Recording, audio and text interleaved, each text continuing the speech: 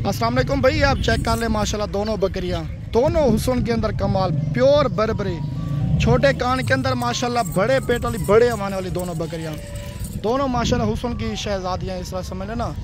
दोनों बकरियां शौक वाली है माशाल्लाह माशाल्लाह। दोनों क्या पवाने चक्कर हमारे माशाल्लाह इन्होंने भी बना दिया, ठीक है माशाल्लाह। दोनों प्रेगनेंट बकरियां हैं, ये आप चेक कर लें। जाने दे इधर, जाने दे माशाल्लाह माशाल्लाह। दोनों हुस्न के अंदर लाजवाब बकरियां माशाल्लाह। इनके आप कान, इनकी जो खूबसूरती है ना माशाल्लाह, ये चेक कर लें। दोनों ओरिजिनल चीज़ है माशाल्लाह, प्योर। मेरे भाई जो होती है ना शौक वाली बरबरी नस्ल, ये होती है, ये आप चेक कर लें माशाल्लाह माशाल्लाह। जाना यार।